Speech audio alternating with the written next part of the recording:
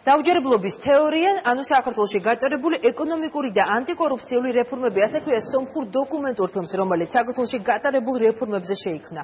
47 წუთიანი ფილმი ორ ნაწილად არის გაყოფილი. პირველ ნაწილში ავტორები მაყურებელს ვარდების რევოლუციამდე არსებულ ვითარებას და ქვეყანაში არსებულ კორუფციულ გარემოზე მოუთხრობენ. მეორე ნაწილი კი 2003 წლიდან დღემდე კორუფციასთან და ორგანიზებულ დანაშაულთან დაკავშირებით გატარებულ რეფორმებს, ასევე სამართალდამცავ სისტემასა და სასამართლო ხელისუფლებაში გახორციელებულ ცვლილებებს ასახავს. სახელმწიფო მომსახურების სფეროს გარდაქმნის მაგალითად კი სომეხ ჟურნალისტებს იუსტიციის სახლები მოყავთ. და თეიკო აჯაფარიძე შეგორდება პირდაპირ ეთერში. თეიკო, საქართველოში გატარებული კიდევ რომელი რეფორმები მოიქცა სომეხი ჟურნალისტების ობიექტივში? ნინო, გადამღები ჯგუფის ყველაზე დიდი გაოცება იმ ფაქტმა გამოიწვია, რომ მოქალაქე სახელმწიფო სისტემასთან შეხება არანაირ დისკომფორტს არ უწევს.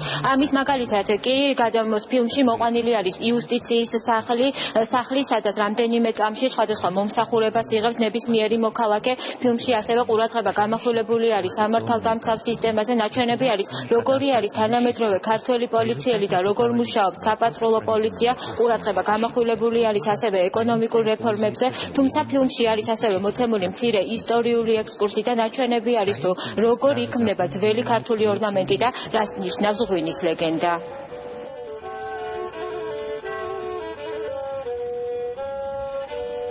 საქართველოს ხდება რეფორმების ცენტრი და შესაბამისად ჩვენ ვხვდებით რეფორმების ექსპორტიორები უკვე მთელი მსოფლიოს მასშტაბით და მათ შორის ჩვენ მეზობელ ქვეყნებში.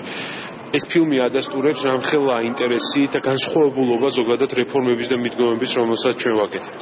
ცენტრი ყველაფერი ამის არის მოქალაქეზე ორიენტირებულობა. თუ მთავრობას, თუ ასე ვთქვათ, კონკრეტულ ორგანიზაციას, სახელმწიფო დაწესებულებას ესმის და ხედავს რა უნდა მოქალაქეს, რა თქმა უნდა რეფორმები იქნება წარმატებული. კითხვები ჰქონდათ, ანუ საიდან მე თუ იყო გადმოღებული, ან რომელიმე ქვეყნის ანალოგი თუ იყო იუსტიციის სახლი და რა თქმა უნდა ჩვენი პასუხი იყო რომ არა, იუსტიციის სახლი ეს არის ქართული know-how ეგრეთ წოდებული, ყოველდღე საქართველოში თუ შეხვდებით, ასე ვთქვათ, ამდენ სტრუქტურულ ერთეულს გაერთიანებულს ერთ სივრცეში და ერთი სივრცის პრინციპით მოქმედ სტრუქტურას, შესაბამისად ჩვენთვის ძალიან მნიშვნელოვანი იყო რომ მათთვის დეტალურად გაგვეცნო იუსტიციის სახლის კონცეფცია და გაგვეტანა საზღვრებს გარეთ აი ის ნოვაცია, რომელსაც იუსტიციის სამინისტრო წარუდგენს საქართველოს საზოგადოებას.